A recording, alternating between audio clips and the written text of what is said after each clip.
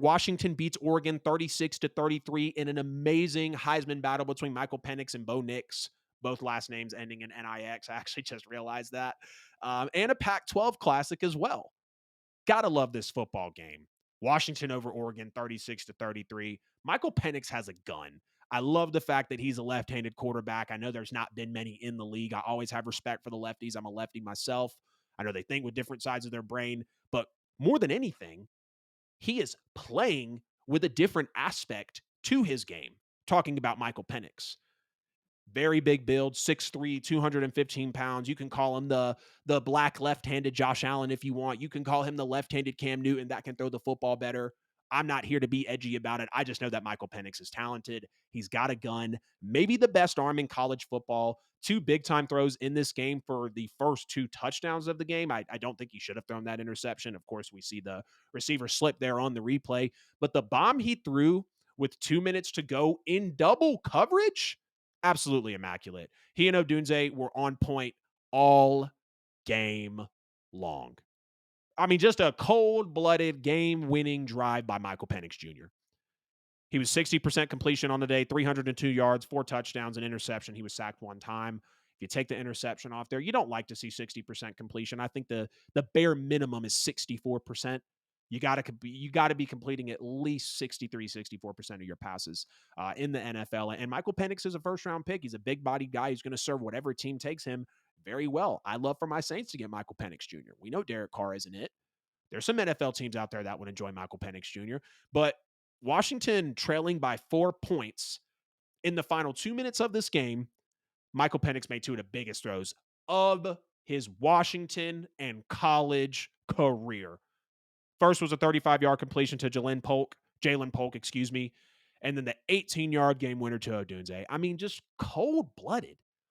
When you look at Michael Penix doing this, when you see him in the Heisman conversation, when you see Washington as an actual contender in college football, I mean, come on, man. You are witnessing greatness out of Michael Penix Jr. right now. And for him to do this against a Bo Nix, who I'm gonna call the white Russell Wilson, literally. Think he plays very similar to Russell Wilson. I love Bo Nix over there with Oregon. I knew what he did in Auburn. And for Michael Penix to do this against that Oregon team that we know can hang with the best of them is very impressive.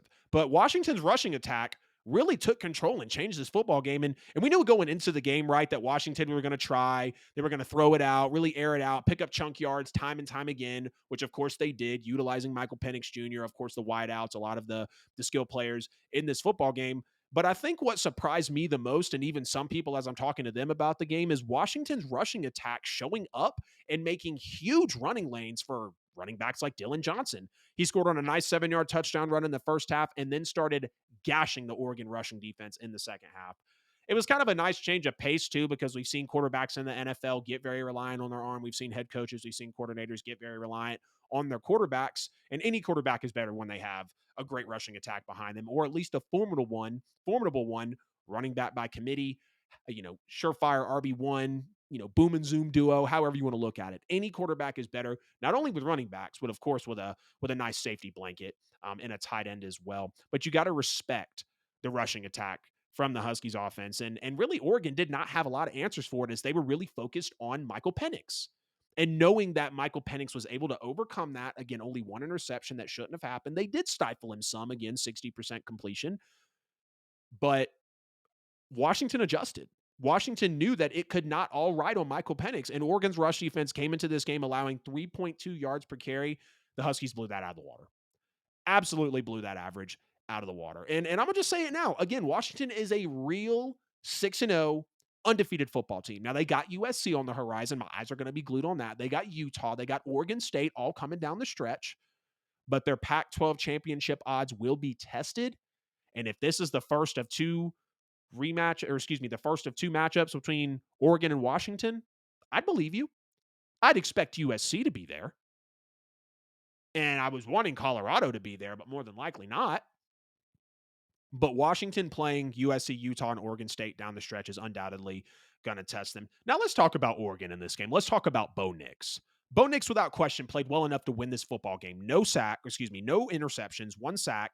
337 yards, 2 touchdowns, 75% completion. And I'm going to say it again. Bo Nix is a top player in the country. We know this. He is in these Heisman rankings. He's going to be a good NFL quarterback. Of course, where he lands is really going to matter, but you cannot discount what Bo Nix is doing at Oregon, bringing that SEC knowledge over with him. And at one point in this game, Bo Nix, in the second half, completed 13 of 14 passes. He was locked in. He was going through that Washington defense best he could.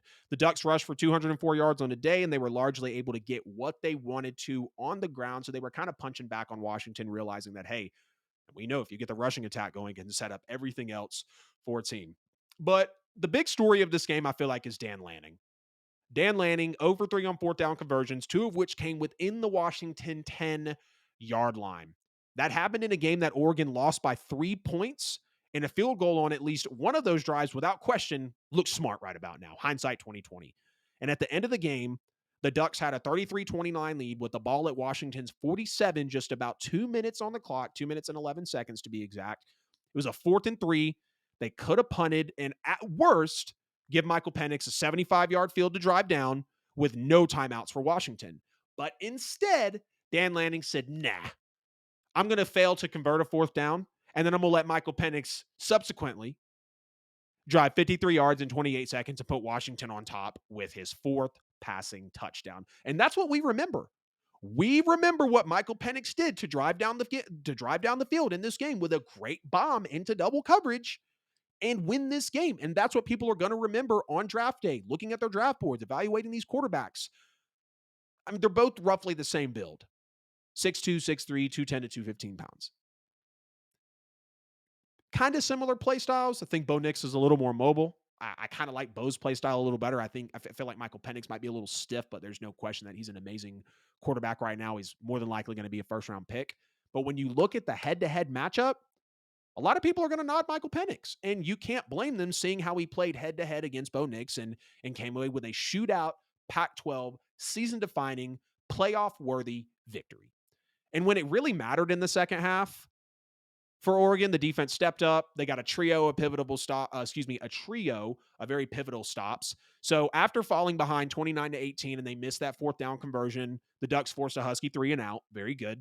Following an Oregon touchdown to make it a 29-26 football game, of course, they go for 2 and get it. Oregon forced another 3 and out punt for Washington. Then once Oregon had the 33-29 lead, the Ducks had the goal line stand, stopping 4 straight runs from Washington inside the 5-yard line. Major respect to that, because we talked about how Washington's run game was a key factor in this, turning Washington over on downs and taking control of the football game, it felt like at that point. And Oregon also has Utah, USC, Oregon State down the stretch. Both the Washington Huskies and the Oregon Ducks could potentially only lose to USC, because now everybody in the country, because I have some tape on Caleb Williams, what makes him nervous, what throws him off his game, people are going to see that, especially these Pac-12 teams, especially a Washington and an Oregon coming up with a Michael Penix and a Bo Nix playing up against their consensus number 1 overall pick. Washington and Oregon could beat USC. I think they could also drop to them as well. We're going to see how the schedules and the seasons, how the schedules and the season play out for Washington and Oregon. But it was a great football game that you did not want to miss in week 7 of college football. Or was it week 6? I think it was week 7, because college was one week ahead. Well, no, they have week 0, so that always messes me up. But I think when you search it, they don't Google doesn't realize week 0. Anyways, if you're watching live, if you're watching this after I post it, I want you in the comments, who's viewed better after this head-to-head matchup? Because like I said, Bo Nix and Michael Penix are damn near built the same. One is left-handed. One has played in the USC. One has played in the SEC, of course, talking about Bo Nix. I feel like right now, I'm going to give the slight nod to Bo Nix, and his stats showed up better in this game. But people are going to remember that Michael Penix, 53 yards in 28 seconds for his 4th touchdown pass against Bo Nix, against Oregon, against Dan Lanning. That's what's going to reside in people's minds. That is going to be the recency bias that might not be in favor of Michael Penix. They're both great quarterbacks. I would take any of them. Michael Penix looks a decent bit bigger than Bo Nix, but again, Bo Nix is 6'2", I think 213. Michael Penix is 6'3", 215. So you've got a lot of similarities in build between the two of them. I'd probably take Bo Nix because he has SEC, experience. He played under Auburn. He balled out in his earlier years, transfers over to the Pac-12, now clearly taking the leap, like I've mentioned, kind of lesser competition with the Pac-12. So he's going to. I want to know from you guys, who would you rather have after this matchup, Michael Penix Jr. or Bo Nix?